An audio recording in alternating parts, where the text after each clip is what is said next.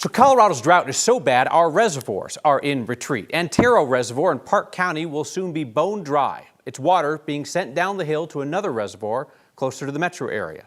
Our Mark Salinger reports on the expected die-off of millions of fish at one of Colorado's best fishing spots. It's hard to fathom a reservoir without water.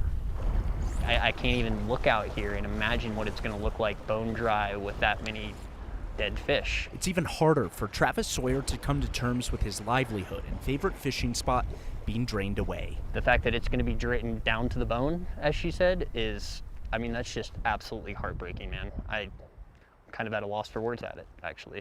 Travis owns Kindred Antlers and has been fishing and guiding here his entire life. This has absolutely become one of the most prominent fisheries in all of Colorado. I would say even the U.S. if you're a big brown trout fisherman. But soon, that'll change. 1 week from tomorrow, the water in Antero Reservoir northeast of Buena Vista will begin flowing out of the dam. Denver Water says too much water evaporates from this reservoir because it's shallow.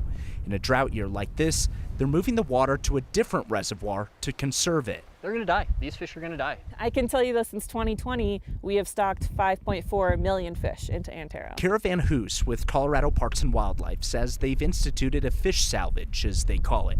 They've removed bag and possession limits to encourage people to come fish before the water drains. Once water is drained out, those fish obviously need water to live, so otherwise they would all die. The fish will still die either way. We've enacted a fish salvage to hopefully put a little bit of a silver lining on the situation. I just don't see how there isn't a plan to actually move these fish around. Travis loves this water. Me and my dad used to spend all day out here just walking the whole shoreline, throwing jerk baits all day just to catch one fish. But soon, it won't be here. Absolutely gut wrench. Like I said, this is my favorite place to actually come and spend all of my free time.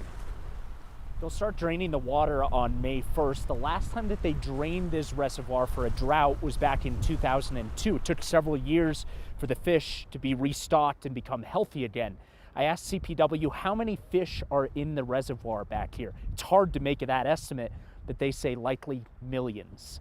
At a very windy Antero Reservoir. For Next, I'm Mark Salinger. CPW says they're going to prioritize refilling that particular reservoir when Colorado sees more snow next season. And they say they'll also restock it with fish once that happens.